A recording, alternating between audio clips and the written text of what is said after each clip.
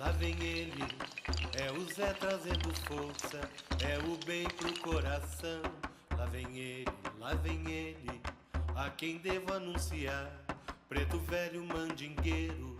Salve meus irmãos, meu nome é Jorge Santos, sou sacerdote umbandista, aqui do Instituto Pemba, da cidade de Pelotas. E vim aqui responder a pergunta de um irmão internauta, que fez a seguinte pergunta: quais influências a Umbanda tem? Bom, vamos falar um pouquinho sobre as influências da Umbanda.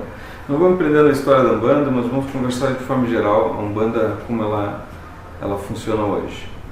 A Umbanda sofre, desde seu nascimento, fortes influências, E a gente vê irmãos falarem que a Umbanda é africanista e segue os orixás, que ela é lemuriana, que ela é muito antiga, muito nova. Bom, a Umbanda, ao meu entender, é uma religião nova, é uma religião que nasceu em 15 de novembro de 1908, através de Hélio Fernandes de Moraes. A gente vai entender bastante sobre a história da Umbanda lendo a História da Umbanda de Alexandre Comida. Vou colocar aqui embaixo a capinha do livro para a gente poder dar uma olhadinha, para vocês poderem reconhecer. Se vocês forem umbandistas e quiserem conhecer um pouco sobre a Umbanda, é importante ler esse livro. Tem outros livros de história, também aconselho, toda a leitura sobre a Umbanda é importante, desde que a gente saiba filtrar as informações que vêm. Bom, pessoal, peço desculpa pelo áudio, mas o vendaval aqui na minha cidade está bem forte, quase 50 nós de vento, então dá uma barulheira lá.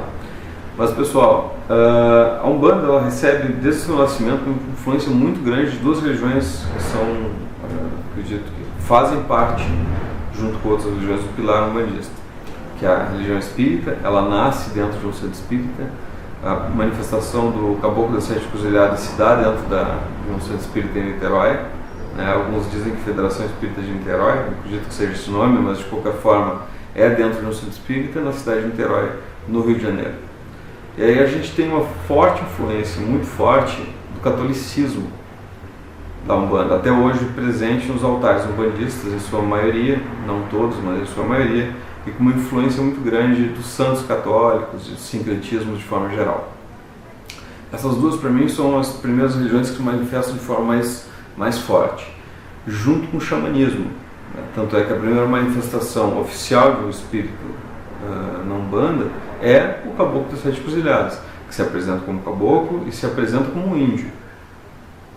Embora ele não estivesse plasmado como um índio no momento, ele se apresentou como Caboclo das Sete Encruzilhadas. E é interessante a gente observar o nome Caboclo das Sete Encruzilhadas. Se a gente for olhar, não existe um índio com esse nome.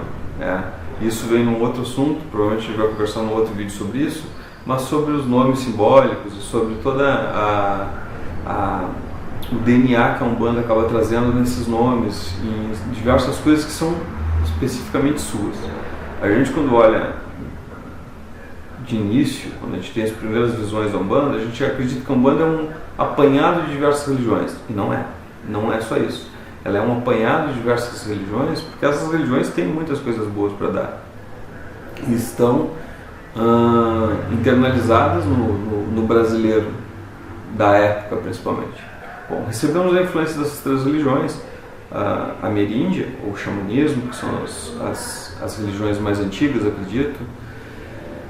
Recebemos a influência do catolicismo, e recebemos a influência do espiritismo. O catolicismo, porque na época, quem não sabe, o Brasil não era laico, o Brasil era católico, e a religião que predominava era o catolicismo. Então a gente recebe muitas influências. Mas ainda tivemos uma influência muito importante dentro da Umbanda, que é o africanismo, que é o culto aos orixás. Na época ainda não muito compreendido pelo umbandista de forma geral. Tanto é que a partir do culto dos orixás, e já bem no início do nascimento da Umbanda, se fala também das sete linhas de Umbanda, acaba se encaixando os orixás dentro dessas sete linhas, sem entender muito bem nem o que é orixá, nem o que é sete linhas. Bom, passando o tempo, agora, após muitos anos depois, a gente sabe o que são as sete linhas, através das explicações do Rubens Saraceni, mas antes disso, se teve várias teorias sobre essas sete linhas de Umbanda, que eu não vou falar nesse vídeo também, pretendo falar um vídeo só sobre isso, mas essas diferenças trazem uma riqueza muito grande à Umbanda. Às vezes as pessoas discutem sobre essas diferenças e acreditam que elas são negativas na Umbanda, e não são. Elas são extremamente positivas, por vários motivos. Uma que traz a discussão, é uma religião nova, precisa de discussão. Aí nós temos a presença dessas 4 religiões, os cultos de nação, né, ou os candomblés, as apresentações dos orixás da forma intratradicional, como a gente conhecia, como se conhece na África, e aí isso gera uma discussão que o orixá é africano, e toda uma série de preconceitos que se teve durante o período, o catolicismo, o espiritismo e o xamanismo. Mas a Umbanda não para por aí. A Umbanda ela absorve muitos conhecimentos e a cultura de muitas outras religiões, como por exemplo as religiões orientais, através das linhas do Oriente. Ao contrário do que as pessoas pensem, embora a linha do Oriente se fale linha do Oriente, ela não quer dizer só sobre japoneses, chineses, coreanos e qualquer outra linha oriental, mas ela a parte do oriental se refere muito ao orientar, né? Mas traz esse povo de lá e traz as influências das religiões. Tivemos muitas influências de linhas de trabalho, tivemos várias linhas de trabalho. Se nós pegarmos, por exemplo, a linha de ciganos, elas nos traz toda uma cultura religiosa, toda uma forma, um sistema oracular para leitura, que são as cartas ciganas, que dentro do culto cigano é muito comum e acaba, por vezes, sendo importado também para alguns centros de Umbanda, embora não seja um fundamento umbandista, mas não sendo uma prática que brigue, que lute contra os fundamentos da Umbanda, que é paz, amor, caridade, não existe nenhum problema que não tem. Então é isso, a Umbanda recebe esse monte de influência sobre esse monte de religiões e ainda vai receber muita influência no futuro.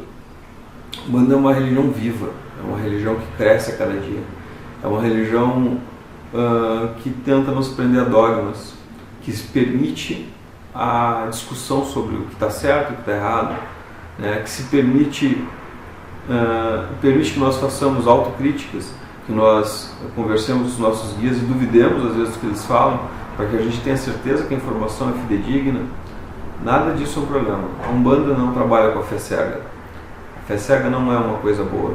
Fere, inclusive, um dos sentidos da Umbanda, que é o conhecimento, que é a 4ª linha de Umbanda.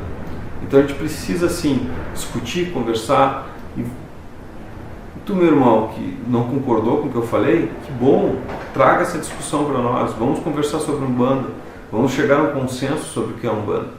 A gente tem hoje muitos pensadores dentro da Umbanda, muitas pessoas que se baseiam nas teologias antigas, outros que se baseiam nas novas teologias, mas que tem sim, estão se fundamentando, estão aprendendo, estão conversando, estão aprendendo a ouvir seus guias. E isso é importante.